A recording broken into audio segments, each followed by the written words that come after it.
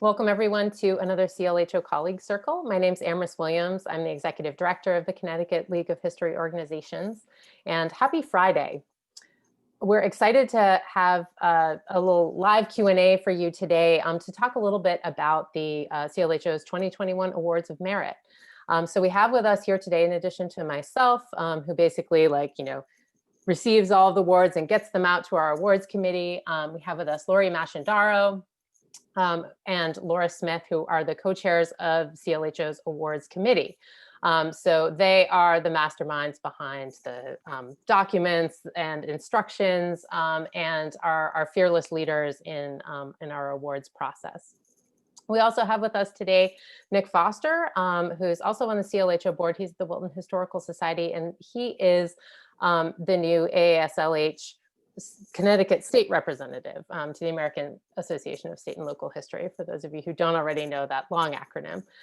They have an awards process that comes very sort of shortly after ours for National Distinction in History Awards. So we're happy to have him here with us today as well to talk about how that process goes. And for those of you who may be thinking about submitting for a national award, how to turn your CLHO award nomination package into an AASLH one.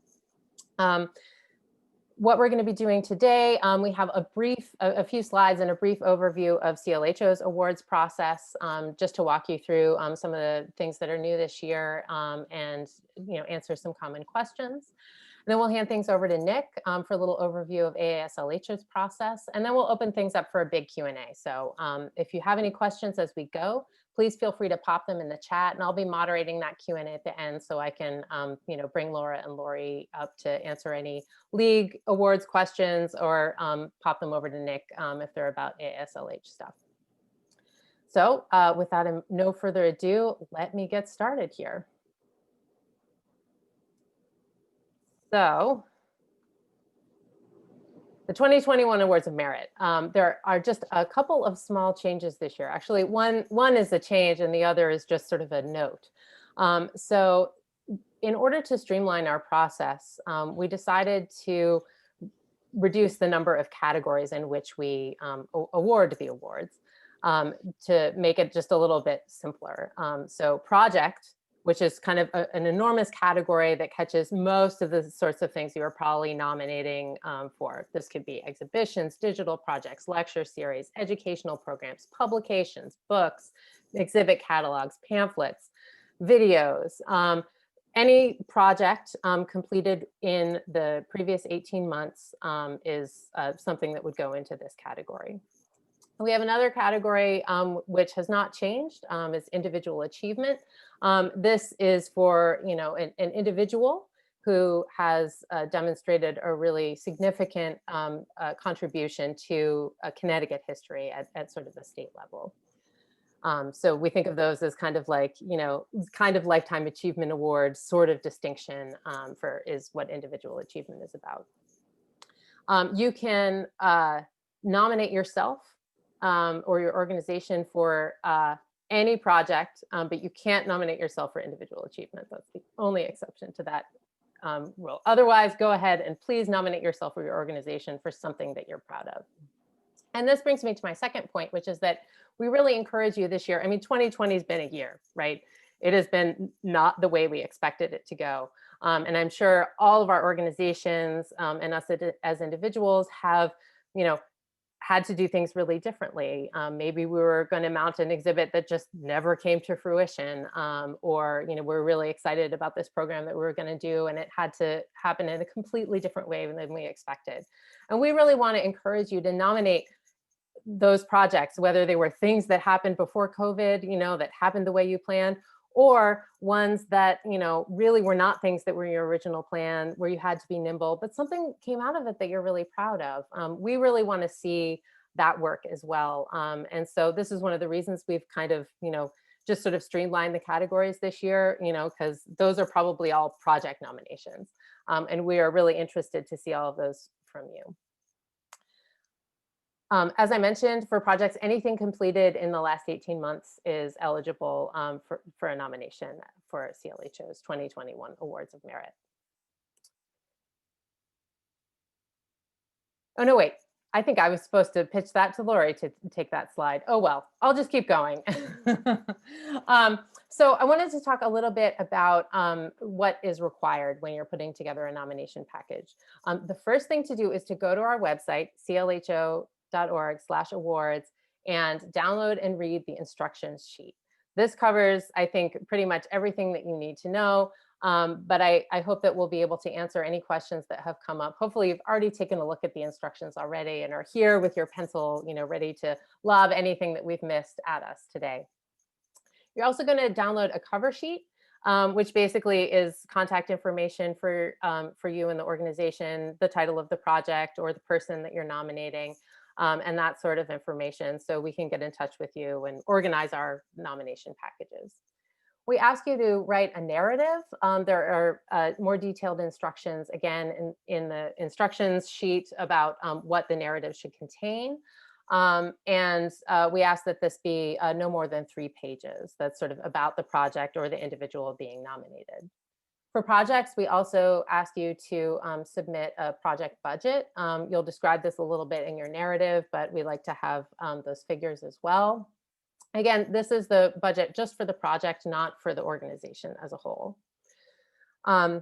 We ask you to submit letters of critical evaluation, at least 2 of these. We often get questions about the letters and who is a good person to write those. And I think, the main thing I would say about the letters is that certainly they should not be written by an interested party, by someone who was involved with the project or otherwise has an interest in this nomination going forward. We're thinking about these as sort of review of your peers, and I think what we say in the instructions is that these should be from people who are able to evaluate the quality of the nominated work, its historical content, and offer an assessment of the work's overall impact. So, and that's where those words critical evaluation really come into play. These aren't just letters of approval and recommendation. They're, letters from your peers that assess the quality of the work. And so that's really what we're looking for in those categories. And if you have other questions about letters, we'd be happy to address those at the end. We also ask you to submit supporting publicity, if you have any, for how this perhaps was covered in the media or other ways that that the word got out to the public. And the last thing are attachments related to documenting the work. These really run the gamut depending on the sort of project that you're nominating. For an exhibition, for example, we'd want photographs of the installation, a floor plan of the exhibit, examples of labels, and a full exhibit script with, object and label. So we can get a sense, since it's likely that many members of the awards committee did not go visit that exhibit in person. What you want to do is give us an ability to kind of do a walkthrough of that exhibit while reading your file. And the same goes for any other kind of project that might be nominated. If it's a video on a website or a series of videos that you put together, give us the URL. That's your documentation. If it's a publication, you want to send us a couple of copies of that publication so that we can share those with the rest of the committee. The important thing around documentation, again, this will vary from the type of work you're nominating, from type to type, but the thing about documentation is this is what you're providing to us so that we can understand and experience that project, whatever it might be, in the fullest way possible. I want to hand things over to Laura for a second to talk a little bit about how we evaluate your nomination package. Hi, I'm Laura Smith. I'm an archivist at UConn Library.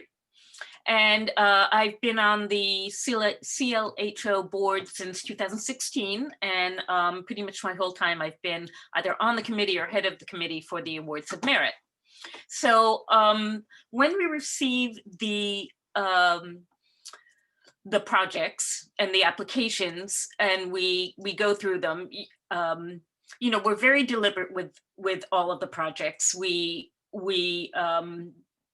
examine them very closely. We have deliberations on every project within the committee. But there are several questions that we ask of every project, we've kind of a rubric that we follow. So the questions that we ask of any project is, does it further the understanding of Connecticut history? Does it keep with current professional standards? Is it historically accurate, or does it perpetuate historical myths? Is it scholarly or antiquarian in approach? Does it duplicate past efforts, or is it a new approach to relating history? Does it serve as a model for others? Does it reflect care, thought, and effort? What is the specific historical context of the nomination? Is the nomination clear, easily understood, and properly documented? Were artifacts or sites endangered by the project? What does the budget reveal about the nomination? Do supporting letters give credible endorsements? Well, what are nomination goals, and were they met? And then basically, you know, we're just asking ourselves, should this project get an award? So that's kind of that's just telling you how we approach each project and what goes on when the committee deliberates. So thank you, Emrys. Great. Thank you so much for giving an overview of that, Laura. And as Laura said, I've been involved in these deliberations once before, and it really is a wonderful group of people. We receive a lot of nominations, and these can be very large packages. You know, if we're talking about publications, you know, the committee is reading multiple books. So that is just to let you know that, you know, we have, a real commitment to evaluating each project in full. Can I just add one thing? One question we get is, I think people wonder if somebody else gets an award in a certain category or whatever, does that mean that they won't get an award? And that's not how we base the awards. Frankly, we could get 20 applications and we could give out 20 awards. We do not limit the awards as to a certain number or a certain type. I mean, there have been many years where we give the vast majority of applications an award because they're worth it. So, thank you. Yeah, no problem. So just some last nitty gritty details, and then I'll see if Lori has anything to add. So you can visit our website, clho.org/awards to download the cover sheet and the instructions. When you are submitting your materials, once you've assembled all the documents according to the instructions, you should also follow the instructions for how to name the digital files that you're going to be uploading to our Dropbox, which is how we're going to be taking all submissions this year. We had some, last year we were taking things primarily via email, but there were many folks whose supporting materials were just, too many images. It was too big to attach to an email. So we figured that a Dropbox link would be easiest to accommodate any size of nomination packages. They can really vary depending on the sort of work that's being nominated. So basically you'll visit our Dropbox link, which you can find on our website and in the instructions file, and just upload all your files. It'll basically be with your organization name or the person you're nominating right at the beginning of all of your file names so that we can sort them together and make sure we have each package together. The deadline is in mid-January. It's January 13th this year. And if you have any follow-up questions on the process, you can shoot me an email at director@clho.org, and I will be happy to answer them. Lori, do you have anything to add? Actually, you covered what I was going to add, but I would say that if it's a publication, we do need copies of the publications, but it would also be lovely to have that available if it's available as a PDF or any kind of readable online thing. So I don't know, what do we have? 6 people on the committee, and it gets a little difficult sometimes to make sure that we can circulate a hard copy of things. So anything that can be available online is appreciated. And then I do have one other thing I'd like to say. It's a little bit of a cautionary, it's some cautionary advice. Don't use a dog clipper on your hair without the guard in place. That's all. Excellent. Some non-necessarily awards related advice, but relevant to 2020 nonetheless. Great. I want to hand things over to Nick for a little bit to talk about the AASLH process, and then we can open things up for a more general conversation and Q&A. Nick, take it away. Okay. As Amber said, I'm Nick Foster. I'm the new state rep for the AASLH Awards this year. And if you're interested in submitting a CLHO award, I would also encourage you to look at the AASLH Awards because those are national awards. And the application system, for better or for worse, is very similar to what CLHO's application is, which is sort of by design. So there's a few criteria that AASLH is looking for in awards. The primary one is called the Award of Excellence, which is for projects in a very similar way that CLHO is looking for projects. There's also Award of Distinction, which is an individual award, but that's given a little bit more infrequently. I'm sure that most people are looking for the Awards of Excellence.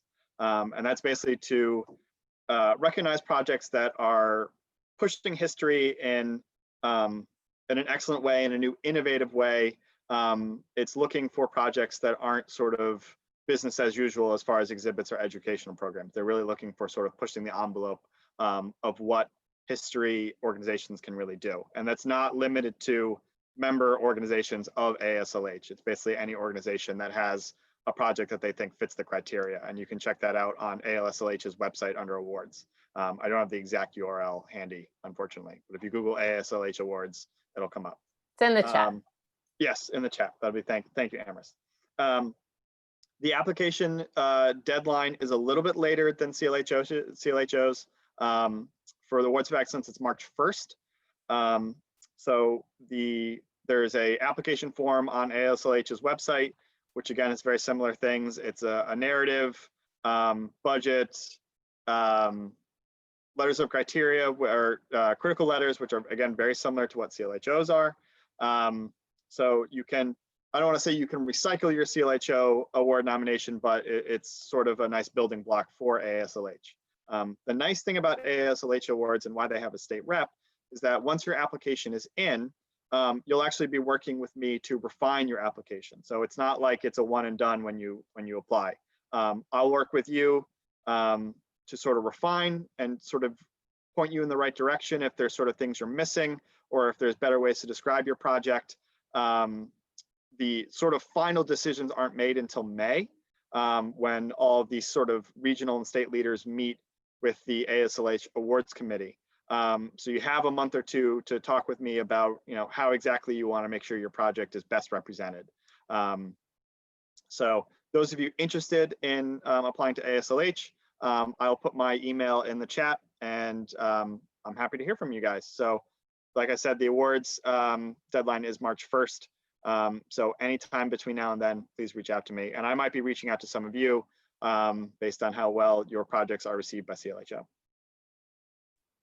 Great, thank you, Nick.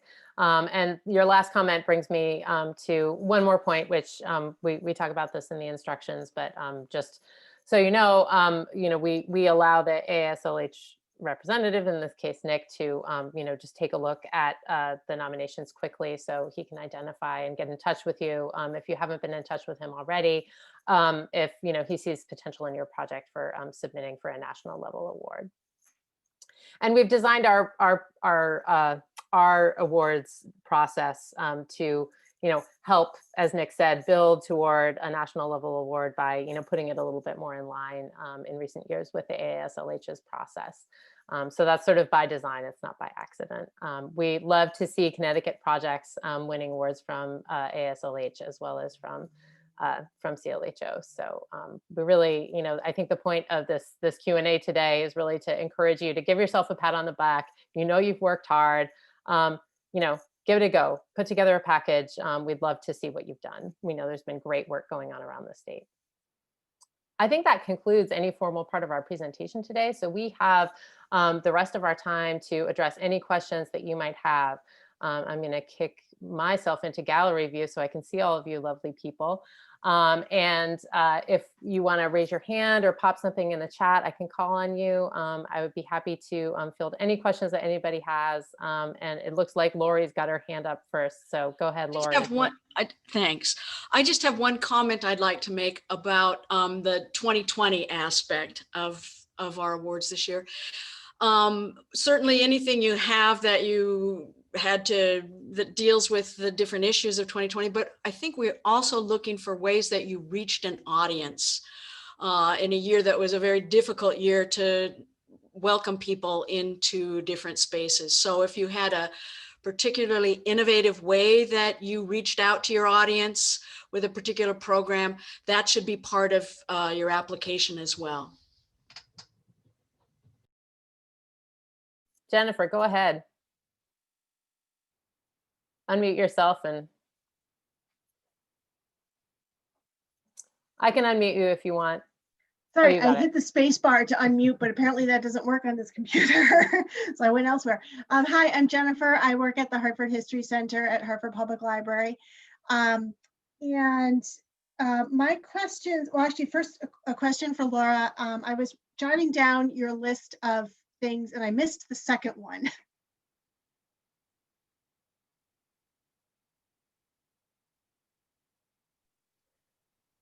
While Laura's looking for her unmute button, I can say I'd be happy to throw this up on the website. I think it was something we talked about doing last year. And so maybe Laura can find her notes, but I will make a to-do task for myself to get that up with the rest of the awards information. So you can all get a sense of, how we think about these in committee. Okay.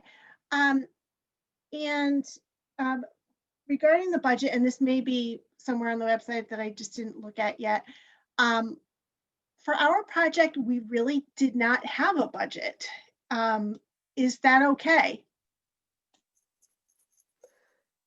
Yeah, I mean, I don't know if Laura, if you want to speak to this, but I think that when we ask that question, what does the budget reveal? An organization didn't have a lot of money committed to it, but pulled off something, really amazing. I mean, that says something, right?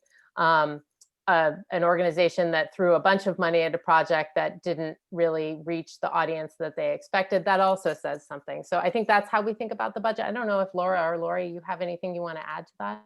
I don't. Congratulations on not having a budget. That sounds like unlimited funds, although I suspect it means exactly the opposite.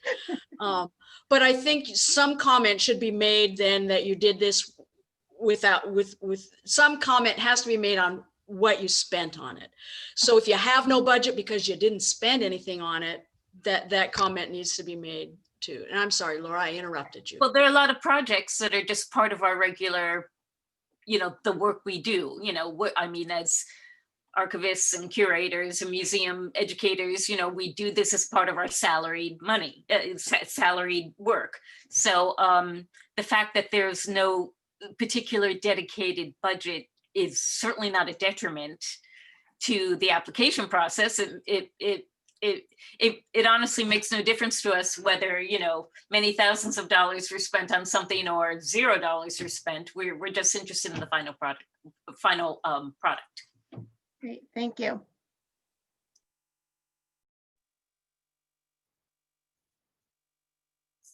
Carolyn, go ahead.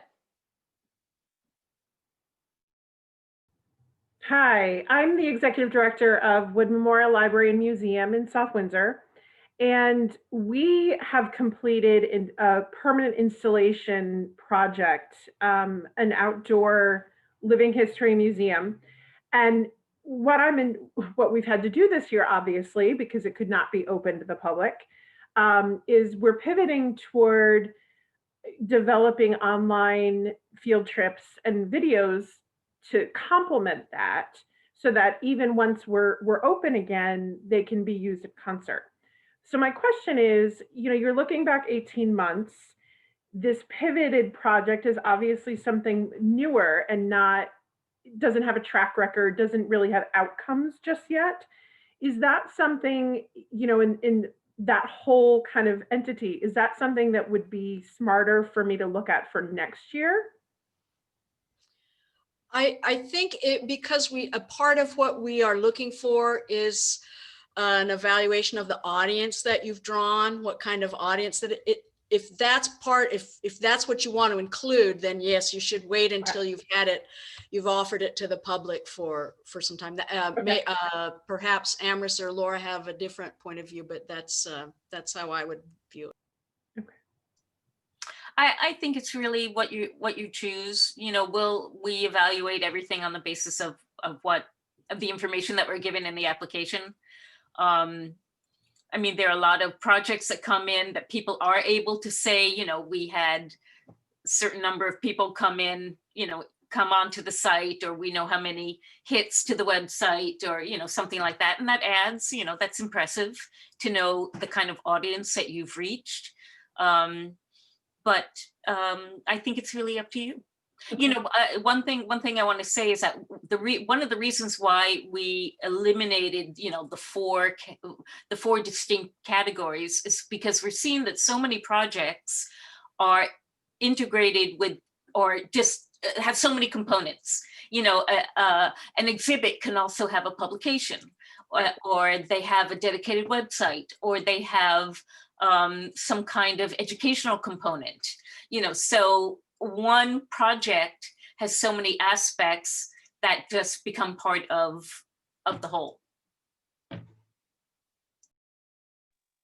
Great, thanks. And I would say, I mean, I don't want to jump the gun on this, but it seems to me that, you know, because we evaluate things, you know, completed within the 18 months previous to each awards cycle, you know, the questions of 2020 are certainly going to, you know, be ones that we're thinking about in the years ahead as well, that people had to pivot and do this. I don't think we're going to forget that and say, no, we're not interested in thinking about that anymore. This has obviously been a really fundamental shift for our field. So, you know, it's not like we'll forget about all that next year, if that helps too. I mean, we know, you know, every institution had attendance levels just plummet.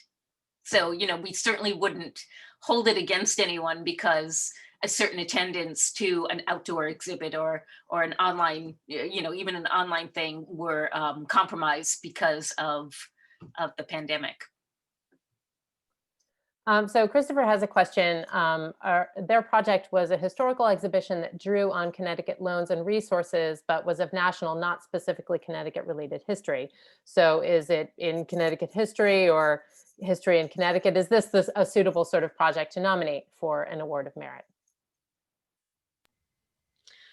I would say if it doesn't touch on Connecticut history at all, that would not be a positive thing in the evaluation. There have been wonderful exhibitions and projects that have come before us, but they just didn't deal with Connecticut history. And I'm not sure that all of those received awards. But it's hard to imagine that you're putting together something in Connecticut that in one way or another doesn't talk about Connecticut history or amplify our understanding of Connecticut. You know, if I may add, you know, I would say, and, you know, maybe you can unmute yourself and share a little bit more, Christopher, if you want. But you know, I think it's certainly, you know, I see it as a good thing when Connecticut stories are tied to stories of national significance or otherwise help local people understand the relationship of things that are going on around here to, you know, these bigger historical narratives. So, you know, I think that's something that, you know, is a good practice for our organizations, you know, tying local stories to, you know, events with wider impacts. So that's certainly something. I wouldn't say it disqualifies you from applying. I think you just want to think about how you talked about it in your narrative, perhaps. Andy, go ahead. So we have, my name is Andy, I'm at Stanley Whitman House in Farmington, Connecticut. We have two publications that will be printed and published ideally on December 31st, 2020. And I guess it's hard, we're doing a limited publication due to cost. There's two things that I just wanted to ask. We'll probably have a limited impact, and it would be, apart from book sales, I don't know how you would measure impact. That's one thing maybe you can talk to me about, how other ways I could do that. The other is if we were to share the PDFs of the publications with you, we would ask that you keep them to yourselves and not print them and all that kind of stuff. Just because we are trying to recoup. Nothing leaves the committee. You know, our deliberations are very confidential. We don't share out the materials. If you sent us something and you know, made a point of telling us that's not to be shared, we certainly would never do that. We're not in the business of running those up are two publications significant for you. Yeah. How about the CLHO? I wouldn't think so. But I just have to ask before I release that. But you know, measuring impact would be you know, interesting. In this regard, I don't think that not that impact isn't important, but I think that the publications, maybe you could guess what the impact would be and its significance as it relates to local history and history. Is that a good assumption? I think it's a little different with a publication than it is with a public exhibition. I'm not sure that that is as important as it is with a public exhibition. Okay. Okay. And then just one last thing is that we did something very special here at the museum this year. That was actually a small group of people were impacted, but had to do about this Black Lives Matter moment where we had a performance artist come in and lead us through making a reparation pie, and it was a whole 3-hour thing. She's been to the Venice Biennale, and she's making a book for that, of that experience.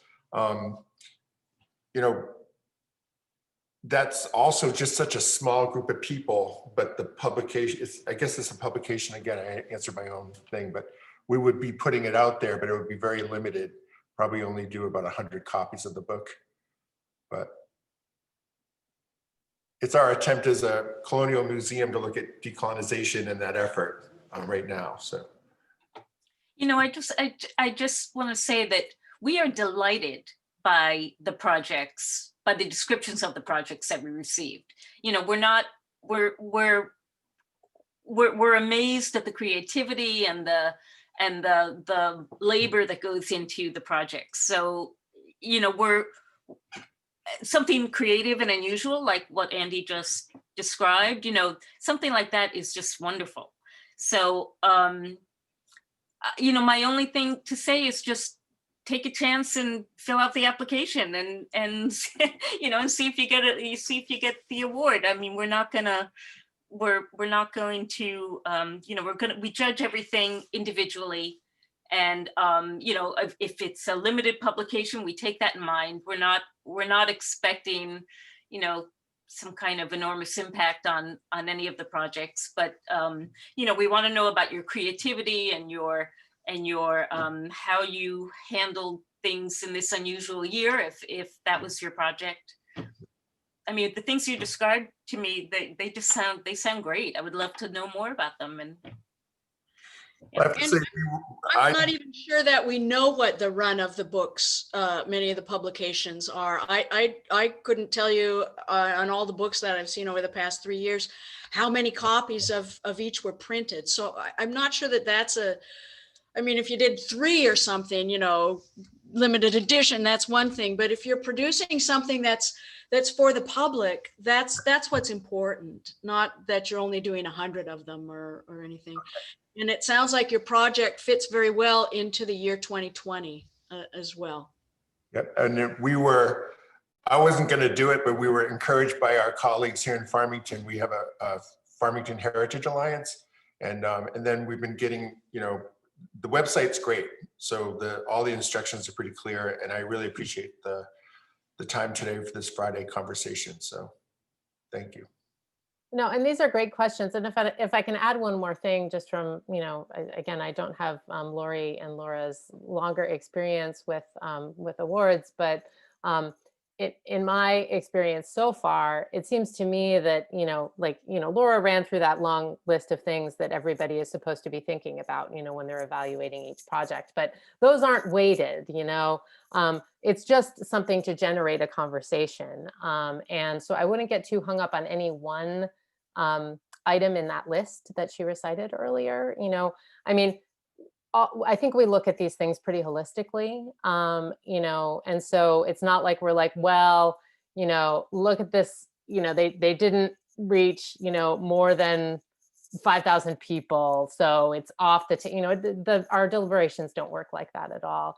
And I think of the things that she runs through, like the one that I think we often come back to in our conversations is like, is this the sort of work that we think institutions around the state of Connecticut should be doing more of?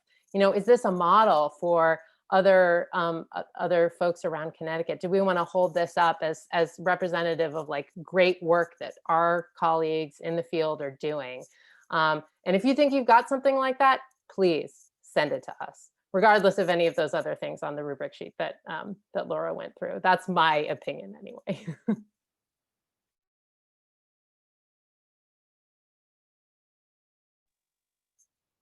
Any other questions? Lori, go ahead. Can I just add something about Christopher's question? Because as I said, it's hard for me to imagine a Connecticut historical group doing something that doesn't touch Connecticut in some way. So I was trying to think like, well, what wouldn't? And for instance, if you did something on the gold rush in California in 1849, and it doesn't talk about Connecticut people moving out there or whatever, that's probably something that we might say, that's not Connecticut history. But I just wanted to illustrate a little bit what I meant. Go ahead, Christopher. Yeah, I guess I'm being too shy here. I'm with the Sharon Historical Society, and we did an exhibition on the life and work of John James Audubon in collaboration with Hotchkiss School, which had a big collection of his prints, and with the Sharon Audubon Society, and made it a sort of a town-wide event with lectures and cross-lectures and cross-pollination and stuff. And we came very clean in our opening panel that there's no evidence that John James Audubon ever set foot in Connecticut.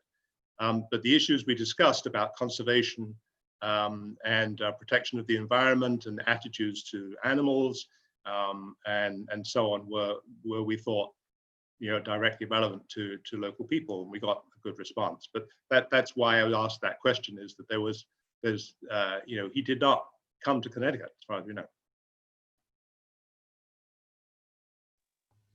I mean, I think there are some. I would say submit it. Okay. I mean, from my perspective, I think one of the things that's strong about that potentially is the community collaboration and bringing together those institutions to talk about, issues around the environment in Connecticut and, the environmental past through the lens of a famous person who may not have a Connecticut connection, but, the resources are here and the audience is here, and the conversation, it sounds like you made it locally relevant in one way or another. So I wouldn't say that what you said, disqualifies the project from where I'm sitting. All right, thanks.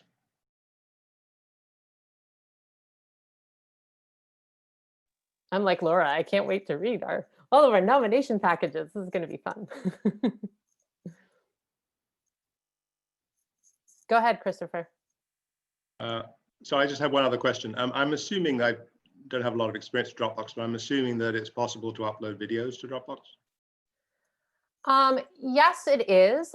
If you have those videos hosted somewhere else and can include just a link to them in your application package, that would be better, just so we're not using up tons of our Dropbox space. I have a small fear that by putting everything in our Dropbox, we're suddenly going to have to upgrade our Dropbox. If they're not, you can do it. I think if you have like really large files, I would say maybe send me an email first. But if anything that you want to point to is hosted elsewhere, I think it's certainly, we can all access links that are publicly available or available with the link. on the committee, which will probably be doing all of its work remotely this year anyway, right? So yeah, I guess I hope that answers that question.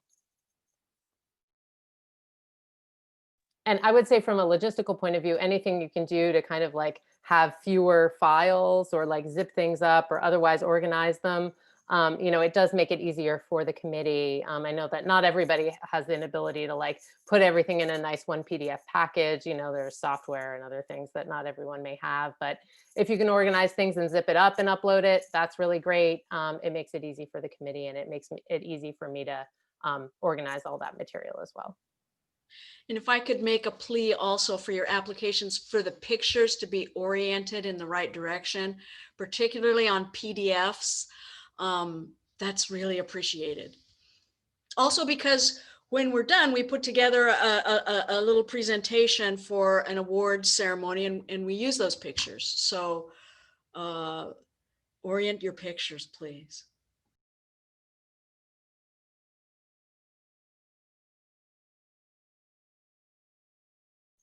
Elisa.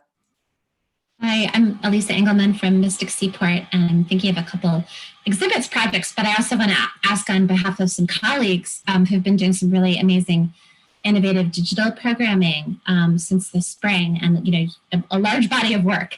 And some of it relates to Connecticut and local history, and some of it doesn't. So I'm wondering, can we, you know, submit that as a large body of work? You know, all of those links are on a website, and then we could submit a list that says, here are the ones that we think are the most closely connected to local history, and to give you kind of some targeted places to go first. So you're not trying to guide through, but it would be part of a larger body of work. Would that be sufficient, or be sound like it's within the parameters of what you're looking for? It would follow the application process, correct? So yes, the narrative. Each project would have to have a separate application for it. I'm not sure I've understood. So well, I think it sounds like you're talking about kind of a video series or a series of kind of like digital outreach that is sort of one big project. And there's a portion of it that is particularly relevant to Connecticut. I would, if it were me, Laura and Lori can contradict me here if they think I'm saying this wrong, but I would submit the body. And like you said, if you want to highlight the things that, to draw the committee's attention to the ones that you feel are most Connecticut relevant, that seems to be a good way to sort of orient us to this larger body of work. But it seems that you would want to nominate the project as a whole. Right. Because that was how it was thought of, as sort of like a coherent thing with a bunch of different videos, or, you know, whatever it is that you're talking about there. That seems okay to me. Lori, what do you think? Sure. If it's one project, then it's not, you're not talking about separating out the different things as separate nominations. I think I agree completely with what Amra said. Although I want to add that, you know, the more complicated you make it, you know, if there are like dozens of different elements for us to be judging, you know, that list that I read before, is it historically relevant? You know, is it a model, that kind of thing. If we're dealing with 10 different projects within one overall umbrella, that makes it complicated for us. Okay, understand. Yeah. Because, you know, usually, like, for instance, we're dealing with, you know, like with a publication, we're evaluating one book. We're not evaluating like a book and a series of books. They might be tied together, but we're just dealing with one book. It's just, I just wonder about how complicated something like what you're proposing would be. So maybe it's one of the formats. Say it's the teacher professional development series, or the public lecture series, or the planetarium show series. And so there's a natural kind of boundary to that, much like a collection of essays for a catalog. They all link together. We could pull those out and possibly nominate that as a project. I would say yes. Evaluation. Okay. I would say yes. I mean, you know, we've had people nominate the exhibit, but not the book, or the exhibit catalog, but not the exhibit. in the past. And, you know, like Laura was saying before, you know, one of the things that we were trying to do in the simplifying was to make it easier so people aren't having to pick it, like shuttle something into a category that it might not, especially with digital projects, like sometimes it's hard to say, is this a publication? What is it, right? So, but I think, like you said, that your instinct is right. Any kind of natural boundary that you think is suitable, but circumscribed enough for us to evaluate as a thing, right? You know, after you read the application instructions and other things like that, you know, it would be hard to talk about every aspect of this program, but, you know, you could certainly submit multiple nominations for different things that the museum is doing. Okay, great, thank you. Yeah.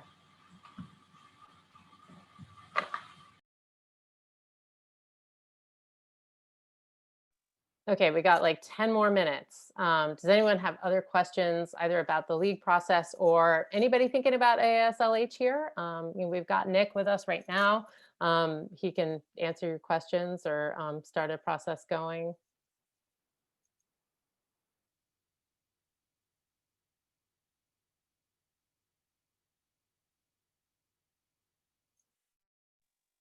Stephanie, what's coming from West Press this year? You have this? I think I got a copy of that. Yeah, I'm gonna send this one and Pablo Delano's book, Photography of Hartford, which documents the different, visually documents the different waves of immigrants, which is really interesting. Fun. I would say if you're gonna mail a publication in, do it sooner rather than later. We are experiencing some significant delays in the mail at our office at CCSU because it's only delivered once a week. So you can also email me, Stephanie, if you want to send something to my home address, or I don't know. The committee needs to figure out how we're going to handle physical books.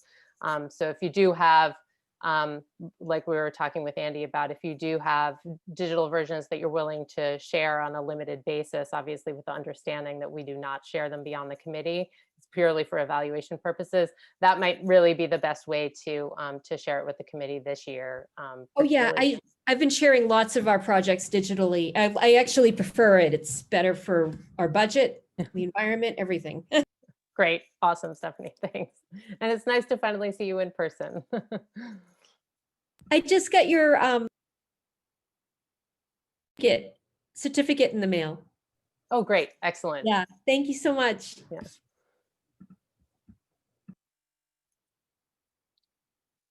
Am I to take this to mean that we have answered all of your questions? I'm happy to let everybody go early if nobody's got anything else. It's Friday. Well, I'm happy to stick around for a few more minutes. If folks want to go, they can do that too. We can let out class early. Thank you for being a part of this colleague circle. We're really looking forward to all of your nominations. Nominate, send me any questions that you might have. Talk to Nick if you're thinking about AASLH, and we look forward to seeing all the incredible work that you've been doing around the state of Connecticut in the past 18 months. Thank you. Thank you. Thank you all.